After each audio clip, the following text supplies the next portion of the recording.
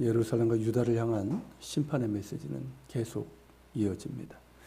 16절에서 하나님께서 시온의 딸들에게 말씀하시는데 시온을 어머니로 보고 예루살렘의 여인들을 시온의 딸들로 그렇게 부르고 있습니다. 하지만 비단 여인들만이 아니라 예루살렘의 모든 주민들이 여기에 해당합니다. 시온은 거룩하고 살아계신 야훼 하나님께서 거하시며 자신을 계시하시는 성전이 있는 곳입니다. 그들은 그곳에서 하나님께 나아가 속죄의 제사를 드릴 수 있고 하나님의 임재와 영광을 볼 수 있었습니다. 정말 엄청난 특권이고 은혜이고 축복입니다. 동시에 그들에게는 거룩하신 하나님의 임재가 있는 곳에서 살아가는 자로서의 책임도 있었습니다. 특별히 하나님께서는 겸손하고 순전한 마음으로 하나님을 경외하며 또한 거룩하고 공의로운 삶, 사랑의 섬김과 나눔이 있는 그런 사람들을 원하셨고 찾으셨습니다. 따라서 이 성의 주민들은 마땅히 그 특권과 책임에 어울리는 사람들이어야 했습니다.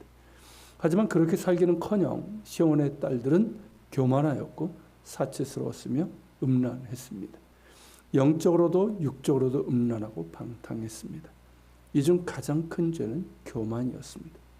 자신과 자신들이 가지고 누리고 있는 것들을 자랑하며 그것들을 의뢰하고 의지하는 교만이었고, 따라서 그들의 하나님을 버리고 의지하지 않는 반역적인 불순종이 그들의 일상이 되어버렸습니다.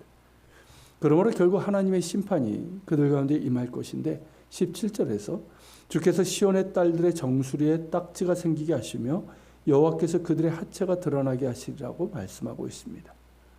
정수리에 딱지가 생기게 하신다는 말은 바벨론의 수치스러운 형벌을 암시하는데 앞머리를 깎아버리는 것입니다. 즉 이는 어떤 질병을 말하는 것이 아니라 바벨론에 의해서 정복당하고 수치를 당하게 될 것이라는 말씀입니다. 그들의 하체를 드러나게 하시라는 말씀도 같은 뜻입니다. 18절부터 24절은 시온의 딸들이 자랑하고 의지하던 모든 사치스러운 것들을 하나님께서 제거하시고 그 화려하게 장식한 자랑거리들은 오히려 썩은 냄새와 굵은 베옷 등의 수치스러움으로 바뀌게 될 것이라는 겁니다. 25절 26절은 바벨론에 의해서 너희 장정과 용사들은 칼과 전란에 죽을 것이며 성문에서는 슬퍼하며 곡하는 소리로 가득할 것이고 시온은 황폐한 땅이 되고 말 것이라는 말씀입니다. 그래서 4장 1절에서는 그날의 7 여자가 한 남자를 붙잡고 말하기를 우리가 우리의 떡을 먹으며 우리 옷을 입으리니 다만 당신의 이름으로 우리를 부르게 하여 우리가 수치를 면하게 하라고 그렇게 말하게 될 것이다 말씀하고 있습니다. 많은 장정과 용사들이 죽어나갔기에 성 안에는 남자가 없습니다. 그래서 7 여자가 한 남자를 붙잡고 우리가 음식과 옷 모든 것을 준비할 테니까 다만 우리와 결혼하여 우리를 보호해달라고 애원하는 그런 지경이 될 것이라는 겁니다. 정상적인 경우라면 남자가 결혼지참금을 신부에게 주어 준비해야 되고 먹여 살려야 하는데 말입니다. 그러게 예루살렘은 과거 그들이 의뢰하고 의지하며 자랑하던 모든 인생의 것들, 그것들이 제거되어 황무해질 것입니다. 실제로 그렇게 됩니다. 절망적이고 그 어떠한 희망도 보이지 않습니다. 그러나 이사야는 이 상황에서 희망을 선포합니다. 이는 하나님께서 이사야에게 보여주신 희망입니다. 전혀 예상할 수 없고 기대할 수도 없고 희망할 수 없는 절망적인 상황에서 하나님께서는 희망을 선포하십니다. 그 날에 야훼 하나님께서 심으신 싹이 돋아나 아름답고 영화롭게 될 것이며 그 땅의 소산도 이스라엘 중에 남은 자들을 위하여 영화롭고 아름다울 것이라는 겁니다. 또한 그때에는 시온의 남은 자들, 곧 하나님의 생명책에 기록된 자들은 거룩하다 칭함을 얻게 될 것입니다. 이는 주께서 심판하는 영과 소멸하는 영으로 시온의 딸들의 더러움을 씻기시며 예루살렘의 피를 그 중에서 청결하게 하실 것이기 때문입니다. 또한 시온은 다시 야훼 하나님께서 거하시는 성산이 되어서 야훼 하나님의 성회가 열릴 것이며 그때 하나님께서 그들 가운데 임하시며 그들을 보호하시고 그 영광을 나타내실 것이라는 겁니다. 모든 것을 새롭게 하시는 하나님의 창조의 역사가 임할 것이라는 말씀입니다. 죽은 고목과 같은 이스라엘 가운데 남은 자들을 통해서 새로운 창조의 역사를 일으키실 것이라는 말씀입니다. 이 말씀은 하나님의 약속대로 됩니다. 약속하신 대로 바벨론 포로에서 돌아오게 되고 그 남은 자들을 통해 다시 성전이 재건되고 그 땅에 야훼 하나님을 위한 예배가 회복되고 하나님의 말씀에 따라 사는 언약 공동체가 다시 세워집니다. 그것을 우리는 이미 에스라 느헤미야를 통해서 보았습니다. 하지만 이 말씀이 보여주고 있는 궁극적인 희망은 메시아를 통해서 이루어질 구원의 희망입니다. 이사야 11장 1절에 보면 이새 줄기에서 한 싹이 나며 그 뿌리에서 한 가지가 나서 결실할 것이라는 예언의 말씀이 나옵니다. 이새는 다윗의 아버지고 이 예언은 다윗의 계보에서 한 싹, 한 가지, 곧 하나님의 싹이요 가진 메시아께서 나오게 될 것임을 말씀하고 있습니다. 따라서 4장 2절에 야훼 하나님의 싹은 메시아를 말하며 이는 메시아신 예수님을 지칭하고 있는 것입니다. 메시아 예수 그리스도는 아름답고 영화로우시며 그분께 피하고 그분 안에 있는 자들은 그 영화롭고 아름다운 열매를 먹게 될 것이라는 예언적인 말씀입니다.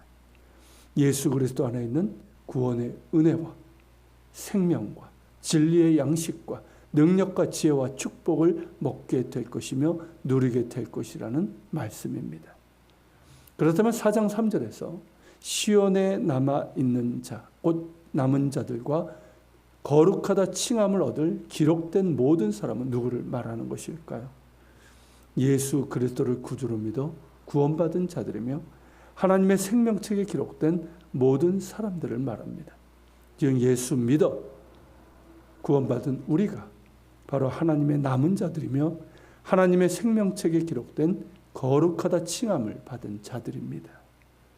예수 그리스도 그 이름을 믿는 자들은 예수 그리스도의 십자가 의로 거룩하여지고 의롭다함을 얻으며 그 보혈의 피와 성령으로 정결함을 얻습니다. 성령은 죄를 심판하는 영이시며 소멸하시는 영이십니다. 예수 그리스도 안에서 우리는 새롭게 태어납니다. 새로운 창조의 역사가 우리 안에서 일어나게 됩니다.